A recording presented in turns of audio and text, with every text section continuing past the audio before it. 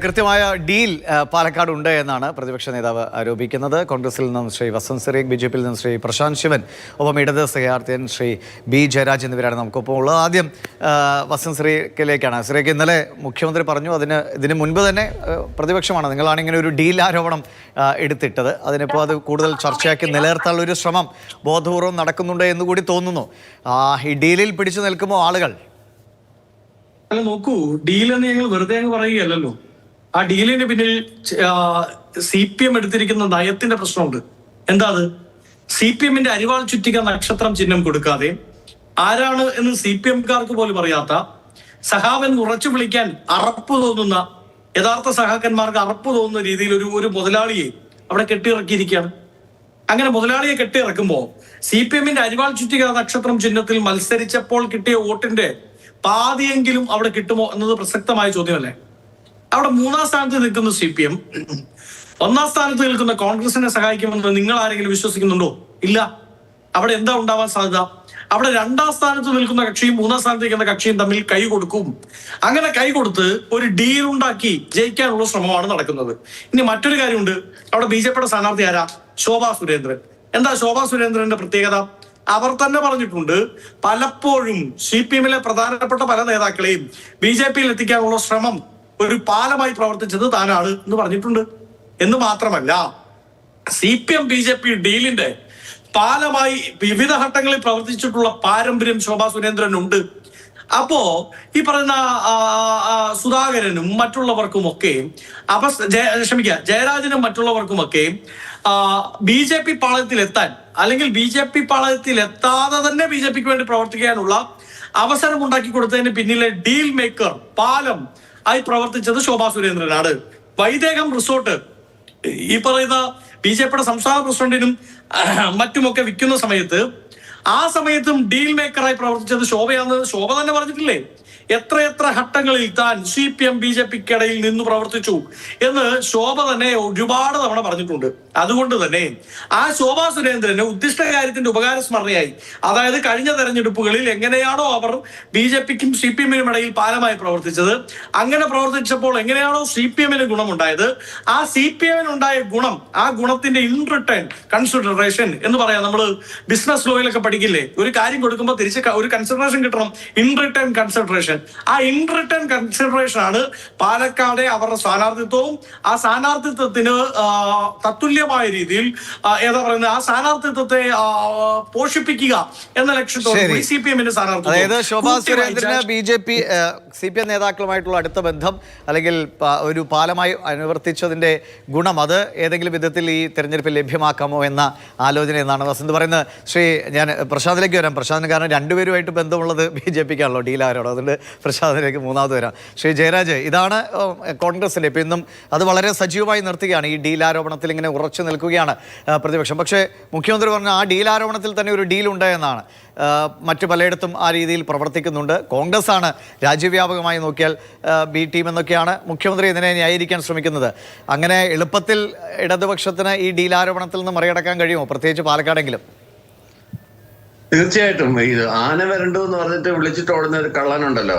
കഴിഞ്ഞ 10 വർഷമായിട്ട് കേരളത്തിൽ അധികാരം നഷ്ടപ്പെട്ടതിന്റെ പേരിൽ ബൈ ഹുക്ക് ഓർ ക്രൂക്ക് അധികാരത്തിൽ തിരിച്ചെത്താനുള്ള ഏത് കുറുക്കുവഴിയും ആലോചിക്കുന്ന കോൺഗ്രസ് UDF സഖ്യം ചെയ്യുന്നത്, ആന വരണ്ടു എന്ന് പറഞ്ഞ് വിളിക്കുന്നതിന് പകരം ഡീൽ എന്ന് പുരപ്പുറത്ത് കയറിയെന്ന് 4 പ്രാവശ്യം വിളിച്ചു പറഞ്ഞു കഴിഞ്ഞാൽ, അല്ലെങ്കിൽ ഏതെങ്കിലും ഒരു അതിഥി തൊഴിലാളിയെ കൊണ്ടുവന്ന് തിരുവനന്തപുരത്ത് ജാഥാ സമാപനത്തിന് CJP എന്നൊക്കെ പറഞ്ഞു കഴിഞ്ഞാൽ കേരളത്തിലെ ജനത വിശ്വസിക്കുമെന്നാണ് കോൺഗ്രസ്സുകാർ ധരിച്ചു വെച്ചിരുന്നെങ്കിൽ തെറ്റിപ്പോയി. യാതൊരു സ്ട്രാറ്റജി ഇല്ലാതെ, ഒരു പൊളിറ്റിക്കൽ സ്ട്രാറ്റജി ഇല്ലാതെ കതിലിൽ കൊണ്ട് വളം വയ്ക്കുന്ന പ്രവൃത്തിയാണ് UDF ഇപ്പൊ ചെയ്തുകൊണ്ടിരിക്കുന്നത്. അതുകൊണ്ടാണ് നട്ടാൽ കുരുക്കാത്ത നുണകൾ പ്രചരിപ്പിക്കുന്നത്. തിരുവനന്തപുരത്ത് തന്നെ നുസൂർ എന്ന് പറഞ്ഞ യൂത്ത് കോൺഗ്രസിന്റെ സംസ്ഥാന നേതാവ് അൻവർ ഷാ പാലോട് SDP-യുടെ പിന്തുണയോട് കൂടിയാണ് മത്സരിക്കുന്നതെന്ന് തുറന്നു പറഞ്ഞത് നമ്മൾ വായിച്ചെടുക്കേണ്ടതാണ്. അതിനോടൊപ്പം തന്നെയാണ് വന്ധ്യവയോധികനായിട്ടുള്ള ഇവിടുത്തെ പാലോട് രവിയെ ഒഴിവാക്കുന്നത്.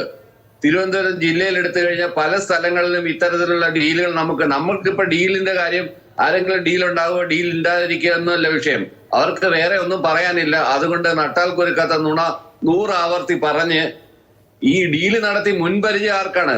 ഡീല് നടത്തി മുൻപരിചയമുള്ളത് കോൺഗ്രസ്, ലീഗ്, BJP വടകരയും ബേപ്പൂരും അത് KG മാരാരുടെ പുസ്തകത്തിനകത്ത് തന്നെ വളരെ വ്യക്തമായിട്ട് പറയുന്ന കാര്യമാണ്. PP മുകുന്ദൻ RSSന്റെ സംസ്ഥാന സെക്രട്ടറി ആയിരിക്കുന്ന സമയത്ത്, BJPയുടെ സംസ്ഥാന സെക്രട്ടറി ആയിരിക്കുന്ന സമയത്ത് ഉണ്ടാക്കിയ ഡീലുകൾ നമ്മൾക്ക് അറിയാവുന്നതാണ്. എല്ലാ മണ്ഡലങ്ങളും കരുണാകരന്റെ കാലത്ത് അന്ന് തൊട്ടേ തുടങ്ങിയതാണ്. യാതൊരു തത്വദീക്ഷയുമില്ലാതെ ഡീലുകൾ ഉറപ്പിക്കുന്നതിൽ വ്യാപൃതരായിരിക്കുന്നത് ഏത് വിധേന അധികാരത്തിൽ കടിച്ചു തൂങ്ങുക, ഏത് ഞാൻ അങ്ങയിലേക്ക് വരാം. അപ്പോൾ അത് ഒരു തെറ്റായ ഏത് വിധേനയും അധികാരത്തിലേക്ക് തിരിച്ചു വരാൻ ചില വാചാടോപങ്ങൾ മാത്രമാണ് ഡീലാരോപണമെന്നാണ് ശ്രീ ജയരാജ് പറയുന്നത്. പ്രശാന്ത്, ഇപ്പോൾ ഈ രണ്ടുപേരും ഒരിടത്ത് ഒരു ഭാഗത്ത് BJP ആണ്, രണ്ടുപേരും പറയുന്നത് BJPയുമായി CPMന് കൂട്ടുക അല്ലെങ്കിൽ BJPയുമായി കോൺഗ്രസ് കൂട്ടുക എന്നാണ്. എന്താണ് BJPയുടെ സ്റ്റാൻഡ്? ഇപ്പോൾ ഏത് കിട്ടിയാലും നിങ്ങൾക്ക് പാലക്കാട് ജയിച്ചിട്ടിയ കുഴപ്പമില്ല അല്ലേ, ഡീലാണെങ്കിലും? പ്രശാന്ത് ശബ്ദമില്ല, മ്യൂട്ട് മാറ്റാമോ പ്രശാന്ത്?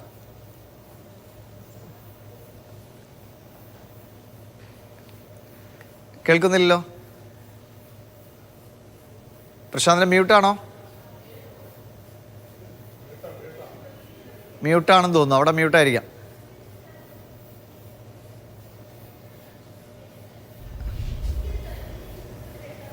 പ്രശാന്തിന് കേൾക്കാമോ?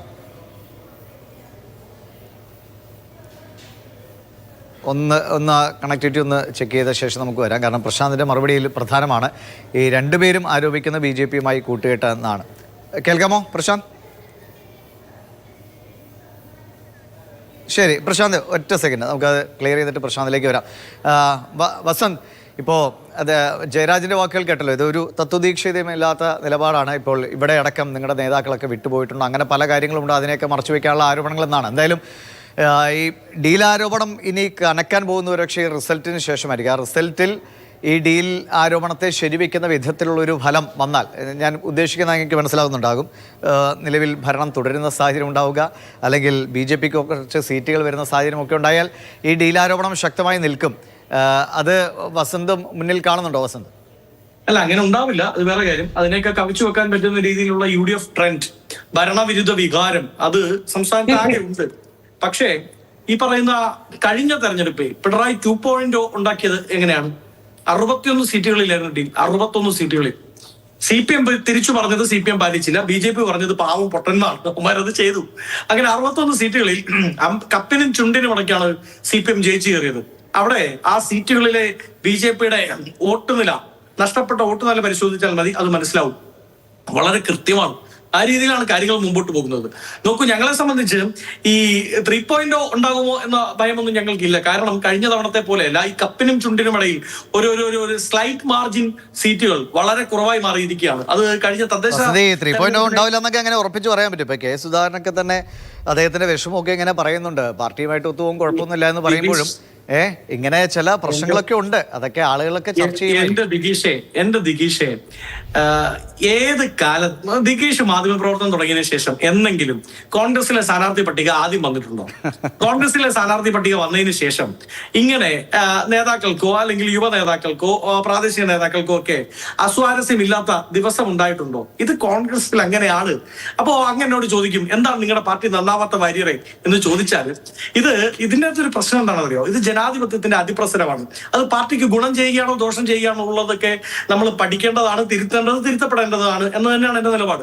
പക്ഷേ ആ ജനാധിപത്യത്തിന്റെ അതിപ്രസരം ഉള്ളത് കൊണ്ട് തന്നെ കൂടുതൽ ചർച്ച ചെയ്യും, ഇൻഡെപ്ത് ഡിസ്കഷൻസ് ഉണ്ടാവും, പലർക്കും പല ആഗ്രഹങ്ങൾ ഉണ്ടാവും. ആരും ഇപ്പൊ ദിഗീഷ് നാളെ ഏതെങ്കിലും പാർട്ടിയുടെ ഭാഗമാകുന്നു, അങ്ങ് മത്സരിക്കണമെന്ന് ആഗ്രഹിക്കുന്നതിൽ എന്തെങ്കിലും തെറ്റുണ്ടോ? ഞാൻ രാഷ്ട്രീയക്കാരനാണ്, ഞാൻ മത്സരിക്കണം എന്ന് ആഗ്രഹിക്കുന്നതിൽ തെറ്റുണ്ടോ? ഇപ്പൊ നമ്മുടെ സഹപ്രവർത്തകൻ, ഈ ചർച്ചയിൽ പങ്കെടുക്കുന്ന BJPയുടെ നേതാവ്, അദ്ദേഹം മത്സരിക്കണമെന്ന് ആഗ്രഹിച്ചിട്ടില്ലേ? അദ്ദേഹത്തെ പോലും മാറ്റി നിർത്തിക്കൊണ്ട് പലകുറി, പ്രശാന്തിനെ പോലും മാറ്റി നിർത്തിക്കൊണ്ട് പലകുറി അവിടെ മറ്റ് തീരുമാനങ്ങളിലേക്ക് BJP പോയിട്ടില്ലേ? അപ്പൊ മത്സരിക്കണമെന്ന് ആഗ്രഹിക്കുന്നതും തെറ്റല്ല.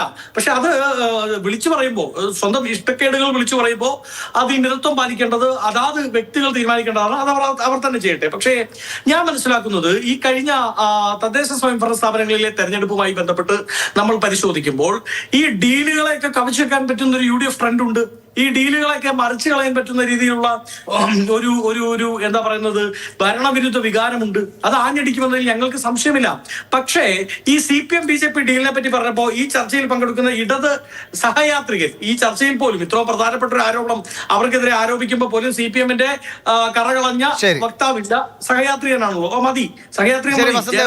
ഒരു മിനിറ്റ് കാരണം പ്രശാന്തിന്റെ ഒരു സമയം കൂടിയാണല്ലോ പോകുന്നത്. പ്രശാന്തിനെ നമുക്ക് ഫോണിൽ പ്രശാന്ത് ശബ്ദം ലഭ്യമാക്കാം. പ്രശാന്ത് പറയൂ, രണ്ടുപേരും പറയുന്നത് BJP-യുമായിട്ട് ഡീൽ എന്നാണ്. CPM പറയുന്നു കോൺഗ്രസിന് ഡീല്, കോൺഗ്രസ് പറയുന്നു CPM-ന് ഡീൽ. എന്തായാലും BJP-യെ ജയിപ്പിക്കാനുള്ള ശ്രമം രണ്ട് ഭാഗത്തുനിന്നും നടക്കുന്നു അല്ലേ കാര്യമായിട്ട്? ഞാൻ പറയുന്നത് കേൾക്കാമോ? ഹലോ, കേൾക്കാം പറഞ്ഞോളൂ. ഇവിടെ യഥാർത്ഥത്തിൽ കോൺഗ്രസിനോ CPM-നോ ഇവിടുത്തെ വികസനത്തെ കുറിച്ച് സംസാരിക്കുന്നതിന് യാതൊരുവിധ പോയിന്റ്സും ഇല്ല. അതുകൊണ്ടാണ് അവര് ഇത്തരത്തിൽ ഒരു ഡീൽ എന്ന് പറഞ്ഞുകൊണ്ട് വരുന്നത്. ആദ്യമായിട്ട് ഈ ഒരു സ്റ്റേറ്റ്മെന്റുമായിട്ട് വരുന്നത് ശ്രീ KC വേണുഗോപാലും ശ്രീ VD സതീശനുമാണ്. ഇവര് ഇത്തരത്തിൽ പറയുന്നതിന് പുറകിൽ അവർക്ക് വളരെ വ്യക്തമായ അജണ്ടയുണ്ട്. ഈ തെരഞ്ഞെടുപ്പിൽ പാലക്കാട് MLA കുറിച്ച് ഇവിടെ ഒരു ചർച്ച നടക്കരുത് എന്ന് അവർ പ്രതീക്ഷിക്കുന്നുണ്ട്. പാലക്കാടിന്റെ MLA ആയിട്ടുള്ള ശ്രീ രാഹുൽ മാങ്കൂട്ടത്തിലിനെ കുറിച്ച് പാലക്കാട് മണ്ഡലത്തിനകത്ത് ചർച്ച നടക്കരുത് എന്നുള്ള ബോധപൂർവമായിട്ടുള്ള അവരുടെ ശ്രമത്തിന്റെ അജണ്ടയുടെ പ്രൊപ്പഗണ്ടയുടെ ഭാഗമായിട്ട് തന്നെയാണ് ഇവിടെ പാലക്കാട് ഇത്തരത്തിലൊരു ഡീൽ ഉണ്ട് എന്ന് പറഞ്ഞുകൊണ്ടിരുന്നത്. യഥാർത്ഥത്തിൽ ഇവിടെ എവിടെയാണ് ഡീൽ നടന്നത്? ഈ കഴിഞ്ഞ പഞ്ചായത്ത് തെരഞ്ഞെടുപ്പിന് ശേഷം പാലക്കാട് നഗരസഭയിലെ മുനിസിപ്പൽ തെരഞ്ഞെടുപ്പിന്റെ ഫലം വന്നതിന്റെ തൊട്ടടുത്ത നിമിഷം പാലക്കാട് MP ആയിട്ടുള്ള ശ്രീ VK ശ്രീകണ്ഠൻ അവരെന്താണ് പറഞ്ഞത്? അവര് നേരെ മുന്നോട്ട് പത്രക്കാരെ കണ്ടുകൊണ്ട് ഓപ്പൺ സ്റ്റേറ്റ്മെന്റായി പറഞ്ഞത് പാലക്കാട് BJP-യെ അധികാരത്തിൽ നിന്ന് മാറ്റി നിർത്തുന്നതിന് വേണ്ടിയിട്ട് ഇവിടെ ഒരു മതേതര സഖ്യം ഉണ്ടാക്കണമെന്നും ആ മതേതര സഖ്യത്തിൽ കോൺഗ്രസിന്റെയും മുസ്ലിം ലീഗിന്റെയും CPM-ന്റെയും എല്ലാ ആളുകളും ഈ മതേതര ചേരിയുടെ ഭാഗമാവണം എന്ന് പറഞ്ഞുകൊണ്ട് പരസ്യമായി ഓപ്പൺ സ്റ്റേറ്റ്മെന്റുമായി വന്നത് ശ്രീ VK ശ്രീകണ്ഠൻ MP ആണ്. അപ്പൊ ആരാണ് ഇവിടെ ഡീൽ ഉണ്ടാക്കാനുള്ള ശ്രമം നടത്തിയത്? ശ്രീ VK ശ്രീകണ്ഠൻ CPM-മായി ഡീൽ ഉണ്ടാക്കാനുള്ള ശ്രമമാണ് നടത്തിയത്. ഇനി രണ്ടാമത് കുറച്ചു വർഷം പുറകിലേക്ക് പോവാം. ഈ 2021 നിയമസഭാ തെരഞ്ഞെടുപ്പിന് ശേഷം കമ്മ്യൂണിസ്റ്റ് പാർട്ടിയുടെ നേതാവായിട്ടുള്ള ശ്രീ AK ബാലൻ പത്രസമ്മേളനത്തിൽ പറഞ്ഞു, ഞങ്ങളുടെ ഈ പാലക്കാട് നിയമസഭാ മണ്ഡലത്തിൽ ഷാഫി പറമ്പിൽ ജയിച്ചത് ആരുടെയൊക്കെ വോട്ട് കിട്ടിയിട്ടാണ് എന്നുള്ളതിനെ സംബന്ധിച്ച് വളരെ വ്യക്തമായ AK ബാലന്റെ സ്റ്റേറ്റ്മെന്റ് ഉണ്ട്. അദ്ദേഹം പറഞ്ഞു BJP ജയിക്കാതിരിക്കുന്നതിന് വേണ്ടിയിട്ട് എന്തൊക്കെ ചെയ്തിട്ടുള്ളതിനെ കുറിച്ച് പറഞ്ഞു. അതിനുശേഷം ശ്രീ AN ഷംസീർ നിയമസഭയ്ക്കകത്ത് തന്നെ പറഞ്ഞിട്ടുണ്ട് ഷാഫി എങ്ങനെയാണ് ജയിച്ചു വന്നത് എന്ന് എല്ലാവർക്കും അറിയാമെന്ന്. അപ്പൊ ഇത്തരത്തിൽ ഇവിടെ യഥാർത്ഥത്തിൽ 2021 ഡീല് നടന്നത് CPM-ഉം കോൺഗ്രസും തമ്മിലാണ്. അതിന്റെ ഒരു ആവർത്തനം എന്നോണം 2025 പഞ്ചായത്ത് തെരഞ്ഞെടുപ്പ് ഫലത്തിന് ശേഷം ശ്രീ VK ശ്രീകണ്ഠൻ MP തന്നെ മുന്നിട്ട് വന്നുകൊണ്ട് ഇവിടെ ഒരു ഡീലിനുള്ള ശ്രമം നടത്തുകയാണ്. അപ്പൊ ഇത്തരത്തിൽ ഇവിടെ ഈ നാട്ടിലെ ജനങ്ങള്, ഇവിടുത്തെ പാലക്കാട്ട് ജനങ്ങൾ പാലക്കാട് MLA കുറിച്ച് ചർച്ച ചെയ്യാതിരിക്കുന്നതിന് വേണ്ടി ശരി. അപ്പൊ അതാണ് രാഹുൽ മാങ്കൂട്ടത്തിലിനെ ചർച്ചയിൽ നിന്ന് ഒഴിവാക്കുന്നതിന് അല്ലെങ്കിൽ ആ വിഷയങ്ങൾ ചർച്ചയാകാതിരിക്കാൻ വേണ്ടിയുള്ള ഒരു ശ്രമമാണ് ഇതെന്നാണ്. ശ്രീ ജയരാജ്, ഇപ്പോൾ NMR റസാഖ് അദ്ദേഹം അവിടെ അത്യാവശ്യം ആളുകളുമായിട്ടൊക്കെ പരിചയമുള്ള ആളായിരിക്കാം, ഒരുപക്ഷെ പാലക്കാട് നഗരത്തിൽ അത്യാവശ്യം അറിയുന്ന ആളായിരിക്കും. പക്ഷേ ഇതൊരു പൊളിറ്റിക്കൽ ഫൈറ്റ് എന്ന നിലയ്ക്ക് ശക്തനായ ഒരു പാർട്ടി നേതാവിനെ തന്നെ എത്തിക്കൊണ്ട്, അത് എന്തുമായിക്കോട്ടെ, അങ്ങനെ ഒരാളെ കൊണ്ട് ജയപരാജയങ്ങൾ നോക്കാതെ ഞങ്ങളൊരു പൊളിറ്റിക്കൽ ഫൈറ്റ് ഇവിടെ നൽകുന്നു എന്നൊരു പ്രതീതി ജനിപ്പിക്കാൻ വേണ്ടി അങ്ങനെ ഒരാളെ രംഗത്ത് ഇറക്കിയിരുന്നെങ്കിൽ ഈ ആരോപണങ്ങളിൽ നിന്ന് മറികടക്കാൻ കഴിയുന്നു. അതേ ചോദ്യം തീർച്ചയായും വസന്തിനോടുമുണ്ട്. രമേശ് പിഷാരടിക്ക് പകരം ഒരു കൃത്യമായൊരു രാഷ്ട്രീയ നേതാവിനെ തന്നെ ഇറക്കിയിരുന്നെങ്കിൽ. ആദ്യം ജയരാജ് പറയും. ഇതിനകത്ത് നേരത്തെ വസന്ത് പറഞ്ഞ എന്താണ്, ഈ സ്ഥാനാർത്ഥിയുടെ പേര് പറയുമ്പോൾ സഖാക്കളിൽ അറപ്പുണ്ടാകുന്നു, അതുപോലുള്ള മുതലാളിയാണെന്നൊക്കെ. ശരിക്കും അറപ്പുണ്ടാകേണ്ടത് ആർക്കാണ്? ഈ രാഹുൽ മാങ്കൂട്ടത്തിന്റെ കഥകൾ പറയുമ്പം കോൺഗ്രസ്സുകാർക്കാണ്. കോൺഗ്രസ്സുകാർക്ക് മാത്രമല്ല, കേരളത്തിന് മുഴുവൻ അല്ലെങ്കിൽ രാഷ്ട്രീയ ചരിത്രത്തിന് മുഴുവൻ അറപ്പുണ്ടാക്കുന്ന രീതിയിലുള്ള പ്രവർത്തികൾ ചെയ്തിട്ടാണല്ലോ ശ്രീ രാഹുൽ മാങ്കൂട്ടത്തിൽ എന്ന് പറയുന്ന യുവ നേതാവ് കോൺഗ്രസിന്റെ ഏറ്റവും വലിയ നേതാവായിട്ട് ഷാഫി പറമ്പിൽ അവതരിപ്പിച്ച അയാൾ പാലക്കാട് വിട്ടുപോയത്. അതിന് പകരം കൊണ്ടുവന്നിരിക്കുന്നത് ആരാണ്? രമേശ് പിഷാരടിയെ പോലെ ഒരു കൊമേഡിയനെ കൊണ്ടുവന്ന് അവിടെ കൊണ്ടുവന്ന് മത്സരിപ്പിക്കുന്നു. ഓക്കെ, കുഴപ്പമൊന്നുമില്ല, കോൺഗ്രസ്സുകാർക്ക് അത് നല്ലതായിരിക്കാം. റസാഖ് എന്ന് പറയുന്ന ആൾ പൊതുജന സമ്മതനാണ്, അയാളൊരു ബിസിനസ്സുകാരനാണെന്നുള്ള വാസ്തവം തന്നെയാണ്. അങ്ങനെയാണെങ്കിൽ BJPയുടെ സംസ്ഥാന പ്രസിഡന്റ് ആയിട്ടുള്ള, സംസ്ഥാന സെക്രട്ടറി ആയിട്ടുള്ള രാജീവ് ചന്ദ്രശേഖരനും ബിസിനസ്സുകാരനാണ്. അപ്പോൾ ആ ബിസിനസ്, അയാൾ ചെയ്യുന്ന തൊഴിൽ എന്താണെന്നുള്ളത് ഇവിടെ ഒരു വിഷയമല്ല. ജനസമ്മതി ഉണ്ടോ എന്നുള്ളതാണ് ഇവിടെ വിഷയം. സാധാരണക്കാരുണ്ട്, ബിസിനസ്സുകാരുണ്ട്. ഇത് സമൂഹത്തിന്റെ സ്ട്രാറ്റജിയാണ്. എല്ലാ തരത്തിലുള്ള ആളുകളെയും അവിടെ മത്സരിപ്പിക്കണം എന്നുള്ളതാണ്. അതുപോലെ തന്നെ ആന്റി ഇൻകംബൻസി ഫാക്ടറിനെ കുറിച്ച് പറയുമ്പോൾ ഒരു ക്ഷേമ രാഷ്ട്രത്തിൽ എങ്ങനെയാണ് ആന്റി ഇൻകംബൻസി ഉണ്ടാവുന്നതെന്ന് ഞാൻ പറയാതെ തന്നെ എല്ലാവർക്കും അറിയാവുന്ന കാര്യമാണ്. ഇത്രയധികം ക്ഷേമ നടപടികൾ, വീട്, ഞാൻ ചോദിച്ചത് സ്ഥാനാർത്ഥികളുടെ പശ്ചാത്തലമോ ജോലി ചെയ്തൊന്നും അല്ല വിഷയം. ഒരു പൊളിറ്റിക്കൽ ഫൈറ്റ് നടത്തുന്ന ഒരു പൊളിറ്റിക്കൽ ലീഡറെ എന്തുകൊണ്ട് നിങ്ങൾക്ക് കൊണ്ടുവരാൻ കഴിഞ്ഞില്ല എന്നതാണ്. അതിന് അങ്ങ് കൃത്യമായി മറുപടി പറഞ്ഞില്ല. വസന്തും അതിന് ഉത്തരം പറയണം. ഇപ്പോൾ കഴിഞ്ഞ തവണത്തെ അറിയാലോ, അന്ന് രാഹുൽ മാങ്കൂട്ടത്തിൽ വലിയ കൃത്യമായ പൊളിറ്റിക്കൽ ഫൈറ്റ് തന്നെ നടന്ന മണ്ഡലമാണ്. ആ വിജയം കോൺഗ്രസിനുണ്ടാക്കിയ ആത്മവിശ്വാസം ഒട്ടും ചെറുതല്ലാന്ന് നമുക്കറിയാം. പക്ഷെ അതേ എടുത്ത് നിങ്ങൾ എന്തുകൊണ്ട് രമേശ് പിഷാരടി ഇറക്കുന്നു? നിങ്ങൾക്ക് കൃത്യമായൊരു യുവ നേതാവിനെ അവിടെ പ്ലേസ് ചെയ്യാനുള്ളൊരു ആ ഒരു മടി എന്തെങ്കിലും നെഗറ്റീവായി സംഭവിച്ചാൽ അത് ഞങ്ങളൊരു പൊളിറ്റിക്കൽ ഫൈറ്റ് അല്ലായിരുന്നു എന്ന് പറഞ്ഞ് തലയൂരാനുള്ള ഒരു നീട്ടിയേറായിരുന്നു അത്. അല്ല, എന്താ പ്രശ്നം? NMR റസാഖിനെ CPM-ന്റെ ഏതെങ്കിലും വേദിയിൽ അങ്ങ് കണ്ടിട്ടുണ്ടോ? CPM-ന്റെ ഏതെങ്കിലും സമരത്തിൽ, CPM-ന്റെ ഏതെങ്കിലും പ്രധാനപ്പെട്ട പരിപാടികളിൽ NMR റസാഖിനെ കണ്ടിട്ടുണ്ടോ? ഉണ്ടെങ്കിൽ അങ്ങനെ ഒരു ചിത്രം ഇപ്പൊ കാണിക്കുകയാണെങ്കിൽ ഡോക്ടർ ജയരാജനോട് മാപ്പപേക്ഷിച്ച് ഞാൻ ഈ ചർച്ചയിൽ നിന്ന് ഇറങ്ങിപ്പോവാം. എന്നാൽ രമേശ് പിഷാരടിയെ കോൺഗ്രസുമായി ബന്ധപ്പെട്ട് കോൺഗ്രസിന്റെ പ്രധാനപ്പെട്ട പരിപാടികളിൽ താരപ്രചാരകനായി, ഇലക്ഷനുകളിൽ താരപ്രചാരകനായി പങ്കെടുക്കുന്ന ചിത്രങ്ങൾ, വീഡിയോകൾ ഞാൻ അങ്ങേക്ക് അയച്ചു തരാം. അതായത് രമേശ് പിഷാരടി കോൺഗ്രസ്സുകാരനാണെന്ന് നാട്ടുകാർക്ക് എല്ലാവർക്കും അറിയാം. അങ്ങേക്ക് അറിയില്ലേ? ആർക്കാ അറിയത്തില്ലാത്തത്? രമേശ് പിഷാരടി കോൺഗ്രസ്സുകാരനാണെന്ന് മാത്രമല്ല, കഴിഞ്ഞ തെരഞ്ഞെടുപ്പുകളിലാകെ എല്ലാ സ്ഥാനാർത്ഥികൾക്കും വേണ്ടി താരപ്രചാരകനായി മാറിക്കൊണ്ട് വിവിധ വേദികളിൽ പ്രസംഗിക്കാനും വീട് കയറാനും ഒക്കെ വന്നതിന്റെ ചിത്രങ്ങൾ, വീഡിയോകൾ മാതൃഭൂമിയുടെ ആർക്കൈവ്സിലല്ലേ ഉണ്ടല്ലോ. അദ്ദേഹത്തിന്റെ രാഷ്ട്രീയ സ്റ്റേറ്റ്മെന്റുകൾ വളരെ കൃത്യമായി തന്റെ സോഷ്യൽ മീഡിയയിലൂടെ പങ്കുവെക്കാറില്ലേ? നിങ്ങൾ ഇപ്പൊ ഈ പറഞ്ഞ മുൻപ് നടന്ന പാലക്കാട് ഉപതെരഞ്ഞെടുപ്പിൽ ആരായിരുന്നു അവിടെ കോൺഗ്രസിന് വേണ്ടി ഏറ്റവും കൂടുതൽ ക്യാച്ചിയായ പ്രസംഗം കാഴ്ചവെച്ചത്? അത് കോൺഗ്രസ് നേതാക്കൾക്ക് അപ്പുറത്ത് രമേശ് പിഷാരടിയുടെ തന്നെയായിരുന്നു. അതായത് രമേശ് പിഷാരടി കോൺഗ്രസ്സുകാരനാണോ എന്നറിയാൻ വേണ്ടി ആരും പാഴൂർ പടിപ്പുരയിലേക്ക് പോകേണ്ട കാര്യമില്ല. എന്നാ NMR റസാഖിന്റെ കാര്യം എന്താ? NMR റസാഖ് സഖാവാണ് എന്ന് AKG സെന്റർ പറഞ്ഞപ്പോഴാണ് താഴെയുള്ള സഖാക്കന്മാർ പോലും അറിയുന്നത്. ഈ NMR റസാഖിന്റെ വ്യാപാര സ്ഥാപനത്തിന്റെ അടുത്തുള്ള സഖാക്കന്മാർ പോലും, അതിന്റെ അടുത്തിരിക്കുന്ന പാർട്ടി ഓഫീസിലെ സഖാക്കന്മാർ പോലും അയ്യോ നമ്മൾ അറിഞ്ഞില്ലല്ലോ നമ്മുടെ റസാഖ് സഖാവായിരുന്നു എന്ന് ഇത്രയും നാൾ നമ്മൾ തിരിച്ചറിഞ്ഞില്ലല്ലോ, പാർട്ടി സമിതി അത് പറയേണ്ടി വന്നല്ലോ എന്ന കണക്കിനാണ് അവിടെ അങ്ങോട്ടും ഇങ്ങോട്ടും നടക്കുന്നത്. അതായത് ഒരു ബിസിനസ്സുകാരൻ, ഒരു വ്യാപാരി, നമുക്ക് ചർച്ചയുടെ സമയം അവസാനിക്കണം. ഒരു മിനിറ്റ് കൂടി ആളുള്ളൂ. 10 സെക്കൻഡ് നിർത്തു. അതായത് ദിഗീഷ്, ഇവര് ഒരു മുതലാളിയെ മത്സരിപ്പിക്കുന്നതിൽ നമുക്ക് പ്രശ്നമില്ല. പക്ഷേ ആ മുതലാളിയെ മത്സരിപ്പിക്കുന്നതിന്റെ ഗ്യാപ്പിൽ BJP ജയിപ്പിക്കാനുള്ള ശ്രമം നടക്കുന്നു എന്നുള്ളതാണ് ഞങ്ങളുടെ ആരോപണം. ശരി പ്രശാന്ത്, അവസാനമായി ഇത് ഈ ആരോപണങ്ങൾ തുടരും. എനിക്ക് തോന്നുന്നു ഈ ഇലക്ഷനിൽ മുഴുവൻ മറ്റ് പലയിടത്തും ഇപ്പോൾ നേരത്തെ പ്രശാന്ത് സൂചിപ്പിച്ച പോലെ ചില വിഷയങ്ങൾ മാറ്റി നിർത്താനോ അല്ലെങ്കിൽ ചില വിഷയങ്ങൾ പറയാൻ പറ്റാത്തതുകൊണ്ടൊക്കെ പല ആരോപണങ്ങൾ സജീവമായി നിൽക്കും. എനിക്ക് തോന്നുന്നു നേതാക്കൾ അതിങ്ങനെ നിരന്തരം അതിൽ തന്നെ കുറ്റി ഉറപ്പിച്ച് നിർത്തുകയാണ്. അപ്പോൾ കേൾക്കേണ്ടി വരിക ഇത് തന്നെയായിരിക്കുമല്ലോ ഇലക്ഷൻ റിസൾട്ട് വരുന്നിടം വരെ. അല്ല, കോൺഗ്രസിനെ സംബന്ധിച്ചിടത്തോളം ഈ പാലക്കാട് നിയമസഭാ മണ്ഡലത്തിനകത്ത് നടത്തിയ വികസനങ്ങൾ പറഞ്ഞുകൊണ്ട് വോട്ട് ചോദിക്കാനുള്ള ധൈര്യമില്ല. ഇവിടെ കൊട്ടിഘോഷിച്ചുകൊണ്ട് ഞങ്ങളാണ് പാലക്കാട് മെഡിക്കൽ കോളേജിന് വേണ്ടി ശ്രമം നടത്തി കൊണ്ടുവന്നതെന്ന് പറയുന്നുണ്ട്. ഇന്നും Palakkad medical college full fledged ആയിട്ട് പ്രവർത്തിക്കുന്നില്ല. ഇന്നും അടിയന്തര ഘട്ടത്തിൽ തൃശ്ശൂരിനെയോ കോയമ്പത്തൂരിനെയോ ആശ്രയിക്കേണ്ട ഗതികേടുണ്ട്. പാലക്കാട് ഗവൺമെന്റ് മെഡിക്കൽ കോളേജിന് സമീപമുള്ള പാലക്കാട് സിന്തറ്റിക് ട്രാക്ക്, ആ സിന്തറ്റിക് ട്രാക്കുമായി ബന്ധപ്പെട്ടുകൊണ്ട് അവിടെ പരിശീലനത്തിന് വരുന്ന വിദ്യാർത്ഥികൾക്ക് ഒരു ശുചിമുറിയോ വസ്ത്രം മാറുന്നതിനുള്ള ഒരു റൂമും സൗകര്യങ്ങൾ അങ്ങനെ ഒന്നും തന്നെയില്ല. ഇവിടെ പാലക്കാട് നിരവധിയായ വികസന പ്രവർത്തനങ്ങൾ ഞങ്ങൾ ആരംഭിച്ചു എന്ന് പറഞ്ഞു പോയതല്ലാതെ അത് പൂർത്തിയാക്കുവാനായിട്ട് ഇവിടെ വിജയിച്ചു വന്നിരുന്ന സമയക്കുറവുകൊണ്ടാണ്. എന്തായാലും ഡീലാരോപണം ശക്തമായി തുടരും. അത് ജനങ്ങളുടെ മനസ്സിൽ ഇത് ആരാണ് ഡീൽ? ഇപ്പം എല്ലാവരും പറയുന്നത് ഞങ്ങൾക്ക് ജനങ്ങളുമായിട്ടാണ് ഡീൽ എന്ന് നേതാക്കൾ മാറി മാറി പറയുന്നുണ്ട്. ആ ഡീൽ എങ്ങനെയാണെന്ന് നമുക്ക് കണ്ടു തന്നെ അറിയാം. വളരെ നന്ദി ശ്രീ പ്രശാന്ത് ശിവൻ, ശ്രീ B ജയരാജ്, ശ്രീ വസന്ത് സിറിക് ചർച്ചയിൽ പങ്കെടുത്തതിന്.